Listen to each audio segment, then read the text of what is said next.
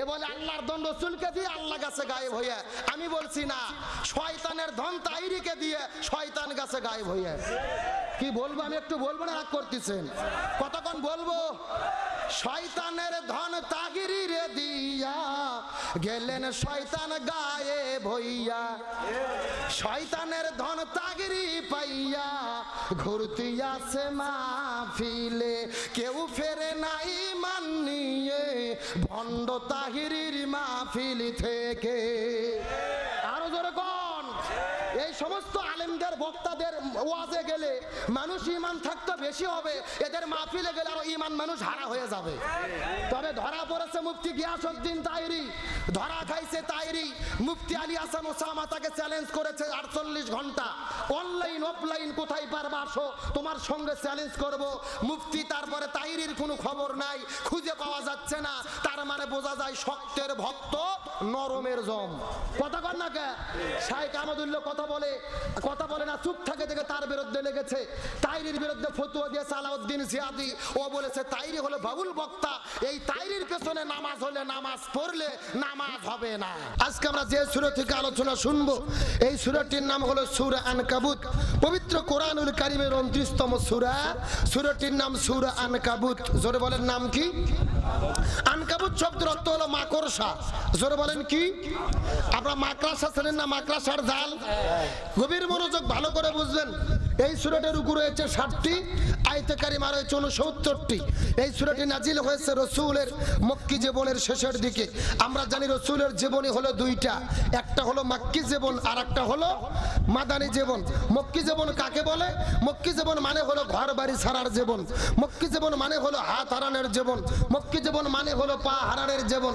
মক্কি জীবন মানে হলো জেলখানায় বন্দী হওয়ার জীবন। মক্কি জীবন মানে হলো প্রয়োজনে বাতিলের বিরুদ্ধে লড়াই করে জীবন দিয়ে শাহাদাত বরণ করার জীবন। গভীর মনোযোগ ভালো করে বুঝবেন। এই ছোটি নাজিলের প্রেক্ষাপট বা শানে নুজুল কি? আমার নবীজি যখন সর্বপ্রথম দিনের দাওয়াত দেওয়া শুরু করলেন, সাহাবীরা একের পর এক কালেমা পড়ে পড়ে মুসলমান হওয়া শুরু করলেন। কিন্তু সাহাবীরা মুসলমান হওয়ার পরে বিপদের মধ্যে পড়েছে। আজকে আমরা মুসলমান, আমার বাবা ছিল মুসলমান, আমার দাদা ছিল মুসলমান, আমরা হয়েছি আগা কাটা মুসলমান। কথা কন না কে? আগা কাটা বোঝেন না? আমাদের মুসলমান হয়তো তার কষ্ট করতে হয় নাই। আমাদের বাবা 200 টাকাতে ওস্তাদ ভাড়া করে এনে 2টা নারকেল ফাটাইয়া বিসমিল্লাহ বলে আগা কেটে দিয়েছে, মুসলমান হয়ে গেছি। এ পাবনার মুসলমান। যুগে যুগে পৃথিবীতে ইসলাম এত সহজে আসে নাই। যুগে যুগে পৃথিবীতে ইসলাম এসেছে শাহাদাতের রক্তের উপরে ভর করে। আমার নবীজি যখন দাওয়াত দেওয়া শুরু করলেন, সাহাবীরা কালেমা পড়ে বিপদে পড়েছেন। কারুবা হাত হারা, কারুবা পা হারা, কারুবা থাকার মতো কোনো জায়গা নাই। মুসলমানরা যখন বিপদ বালা মুসিবতের ভেতরে, এমন সময় আল্লাহ তাআলা সাহাবীদেরকে সান্ত্বনা দেওয়ার জন্য সূরা আনকাবুত নাজিল করেছেন। চিৎকার করে বলেন আল্লাহু আকবার। বিশ্বনবী কারীম সাল্লাল্লাহু আলাইহি ওয়াসাল্লাম সর্বপ্রথম যখন দিনের দাওয়াত দেওয়া শুরু করলেন, সাহাবীরা একের পর এক কালেমা পড়ে পড়ে মুসলমান হওয়া শুরু করে দিলেন। কিন্তু সাহাবীরা মুসলমান হওয়ার পরে বড় বিপদের মধ্যে পড়েছেন। সন্তান ইসলাম ধর্ম গ্রহণ করার কারণে বাবা সন্তানকে ত্যায্য পুত্র করে বাড়ি থেকে বের করে দিয়েছে। ছোট ভাই ইসলাম ধর্ম গ্রহণ করার কারণে বড় ভাই ছোট ভাইকে গলা ধাক্কা দিয়ে বাড়ি থেকে বের করে দিয়েছে। কেউ বা ঘর হারা, কেউ বা বাড়ি হারা, কারো বা পেটের মধ্যে কোনো খাবার নাই, কারো বা থাকার মতো কোনো জায়গা নাই। এমন কঠিন বিপদের ভেতরে আমার আল্লাহ তাআলা সাহাবীদেরকে সান্ত্বনা দেওয়ার জন্য এই সূরা আনকাবুত নাজিল করেছে। জোরে বলেন না মারহাবা। এই সূরার প্রথমে আল্লাহ তাআলা ডাকতে বলেন আলিফ লাম মিম। এইগুলো হলো হরফে মুকাত্তাদ, যার অর্থ একমাত্র আল্লাহ তাআলা ভালো জানে, দুনিয়ার কেউ জানে না। আর জোরে বলেন জানি। আল্লাহ তাআলা সর্বপ্রথম হরফে মুকাত্তাদ দিয়ে শুরু করলেন। 2 নম্বর আয়াতে আল্লাহ তাআলা কত চমৎকার করে বললেন, আহাসিবান নাসু আইয়াতরাকু আইয়াকুলু আমান্না।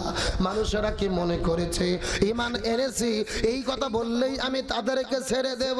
অথচ আমি আল্লাহ তাআলা তাদের ঈমানের পরীক্ষা গ্রহণ করব না। ওয়ালাকাদ ফাতান্নাল্লাযীনা মিন ক্বাবলিহিম। অথচ ইতিপূর্বে যত নবী রাসূল বিদায় নিয়ে চলে গেছে, যত ঈমানদারেরা চলে গেছে, আমি আল্লাহ তাআলা তাদের ঈমানের পরীক্ষা গ্রহণ করেছে। সুতরাং তোমরা ভালোভাবে জেনে নাও, কিয়ামত পর্যন্ত ঈমানের দাবি যারা করবে আমি আল্লাহ অবশ্যই অবশ্যই তাদেরকে ঈমানের পরীক্ষা গ্রহণ করব। সুবহানাল্লাহ বলেন। আল্লাহ তাআলা কি বলছে আপনারা কি বুঝতে পেরেছেন? আল্লাহ তাআলা বলতিছে মানুষেরা কি মনে করেছে ঈমান এনেছি এই কথা বললেই আমি তাদেরকে ছেড়ে দেব, অথচ আমি আল্লাহ তাআলা তাদের ঈমানের পরীক্ষা গ্রহণ করব না। ওয়ালাকাদ ফাতান্নাল্লাযীনা মিন ক্বাবলিহিম, অথচ ইতিপূর্বে যত নবী রাসূল বিদায় নিয়ে চলে গেছে আমি আল্লাহ তাআলা তাদের ঈমানের পরীক্ষা গ্রহণ করেছি।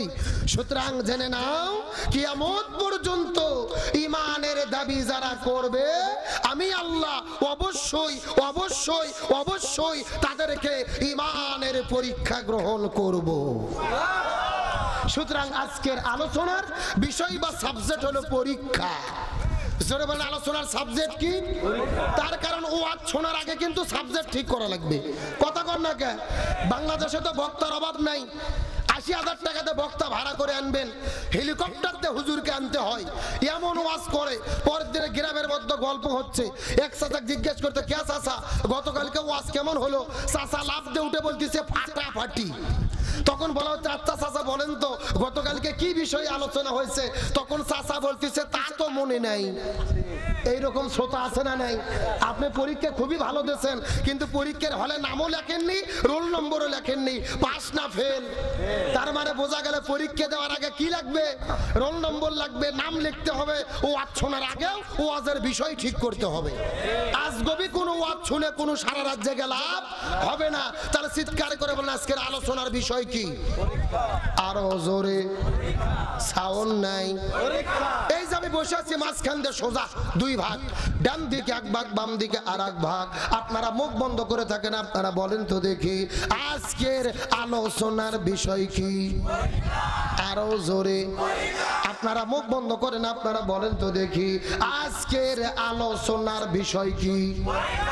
ওরে বাবা, কেরে মামা ভাগ করে দেন, সাউন্ড বেশি হচ্ছে। তার মানে আপনারা আলসামি করতেছেন না? আমার বন্ধুগণ মুসলমান ভাইরা গভীর মনোযোগ। আর কয়েক মিনিট কথা বলার পর আপনাদের মধ্য থেকে বিদায় নিয়ে চলে যাওয়ার চেষ্টা করব। ডানে যারা আছেন কথা বলবেন, বামে যারা আছেন কথা বলবেন, মঞ্চে যারা বসে আছেন তারাও কথা বলবেন। সবাই মিলে চিৎকার করে একসঙ্গে বলেন তো দেখি আজকের আলোচনার বিষয় কি? আরো জোরে। জোর হলো না? এ আপনার মুসলমান গভীর মনোযোগ। আল্লাহ তাআলা ডাকতে বলেন ঈমানের কথা বললেই হবে না, আমি আল্লাহ তাআলা তোমাদের ঈমানের পরীক্ষা গ্রহণ করব। একই কথা আল্লাহ সূরা বাকারার 214 নম্বর আয়াতের মধ্যে বলেছে, আম হাসিবিতুম আন তাদখুলুল জান্নাহ, মানুষেরা কি মনে করেছে ঈমান এনেছে এই কথা বললেই তারা জান্নাতে চলে যাবে? এত সোজা নয়। এই দুনিয়ায় কত ঈমানদাররা বিদায় নিয়ে চলে গেছে, কত নবী রাসূল চলে গেছে, আমি আল্লাহ তাদের ঈমানের পরীক্ষা গ্রহণ করেছি। ঈমানের পরীক্ষা দিতে গিয়ে কেউ বা হাত হারাইছে, কেউ বা পা হারাইছে, কারো বা পেটের মধ্যে খাবার নাই, কেউ বা ফাঁসির দড়িতে ঝুলে বিদায় নিয়ে চলে গেছে। আমি আল্লাহ অবশ্যই ঈমানের পরীক্ষা গ্রহণ করেছি। কত মানুষ বিমানের পরীক্ষা দিতে গিয়ে সহ্য করতে পারে না, মাথার দিকে তাকায়া, আকাশের দিকে তাকায়া চিৎকার করে বলেছেন মাতা নাসরুল্লাহ, কখন আল্লাহর পক্ষ থেকে সাহায্য আসবে? সঙ্গে সঙ্গে আমার আল্লাহ তাআলা বলে দিয়েছেন আলা ইন্না নাসরুল্লাহি কারীব।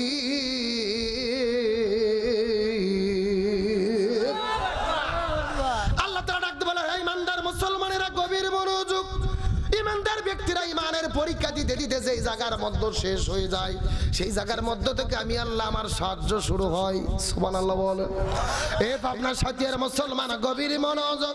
ইমানের পরীক্ষা কাকে বলে আমি আপনাদের কেমন করে বুঝাই? চিৎকার করে বলেন তো দেখি মুসলমানদের জাতির পিতার নাম কি? আরো জোরে বলেন। যারা বলতেছেন এরা কারা? এদের অন্য কেউ আছে নাকি? লক্ষণ তো ভালো না। চিৎকার করে বলেন মুসলমানদের জাতির পিতার নাম কি? কে বলেছেন?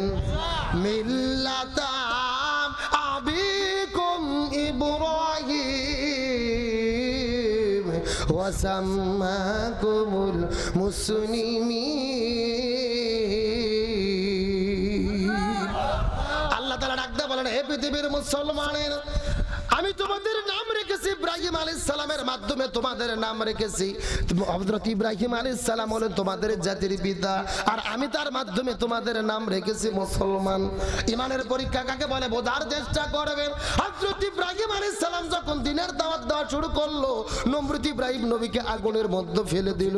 ওই অগ্নিকুণ্ডের ভেতরে ইব্রাহিম আলাইহিস সালাম 1 নয় 2 নয় 40 দিন পর্যন্ত ছিল।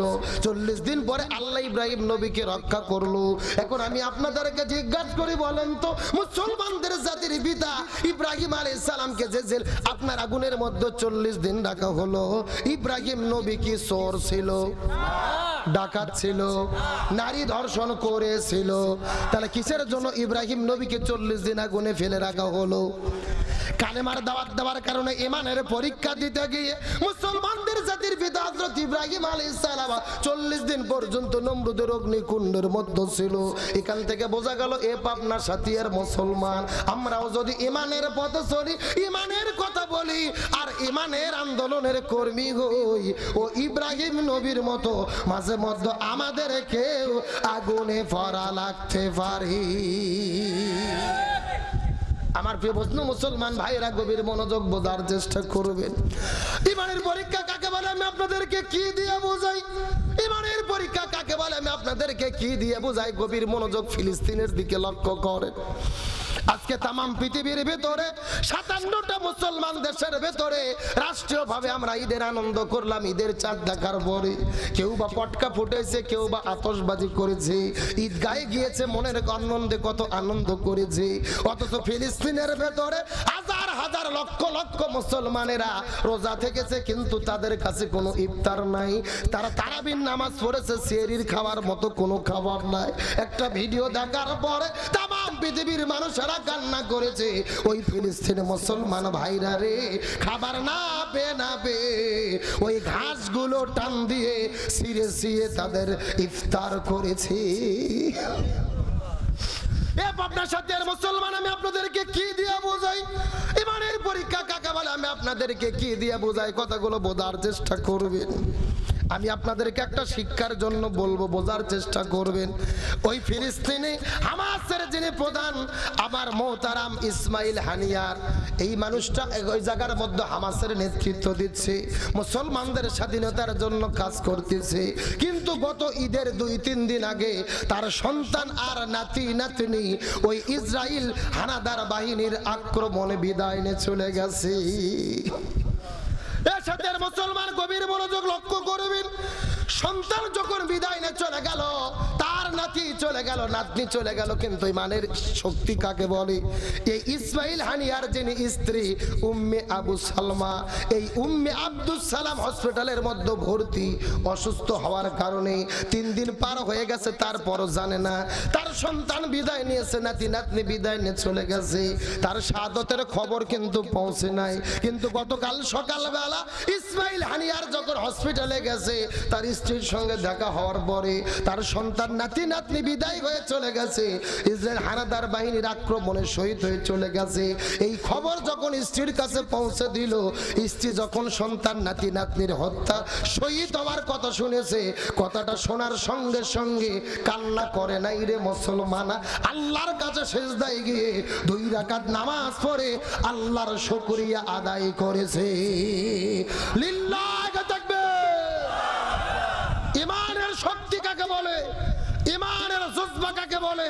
নিজের সন্তান বিদায় নিয়ে চলে গেছে, নাতি বিদায় নিয়েছে, নাতনি বিদায় নিয়েছে, তারপর মা কান্না করে না। স্বামী যখন খবর দিল যে নাতি নাতনি সন্তান বিদায় নিয়ে চলে গেছে, মানুষে ভেবেছিল সে কান্নায় অস্থির হবে, অসুস্থতা বেড়ে যাবে। ইমানের শক্তি কাকে বলে? বাংলাদেশের প্রত্যেকটা মহিলার জানা দরকার, পৃথিবীর প্রত্যেকটা মুসলমান মা বোনদের জানা দরকার। সন্তান নাতি নাতনির মৃত্যুর কথা শুনে, শহীদ হওয়ার কথা শুনে 2 রাকাত নামাজ আদায় করে আস্তে করে ভি চিহ্ন দেখাইয়া জালেমদেরকে বুঝাইয়া দিয়েছে, আমাদের সন্তান শহীদ হয়েছে, আমি মা কোনো টেনশন করি না, জান্নাতে আমাদের সঙ্গে দেখা হবে। আল্লাহু আকবার বলেন। এইরকম ইমানের শক্তির জজবার মা যদি এই বাংলার জমিনে থাকতো, ইসলামী আন্দোলনের প্রত্যেকটা কর্মীর পিতা মাতার ইমানি শক্তি যদি এমন হতো, জালেমের জুলুমের বিরুদ্ধে জিহাদ করাকে উৎসাহ দিত, এই বাংলার জমিনে ইসলাম কায়েম হতে 2 ঘন্টা সময় লাগতো না। এই জন্য দুনিয়া ইসলাম সহজ, অতটা সহজ নয়। আমি চাইলেই পারবো না। আমার বাবা মার ইমানি শক্তি থাকতে হবে, আমার ভাইদের ইমানি শক্তি থাকতে হবে। একে অপরকে যখন ইমানের প্রতি উৎসাহ করবে, তখনই জমিনের মধ্যে আল্লাহ দ্বীন কায়েম ত্বরান্বিত করবেন।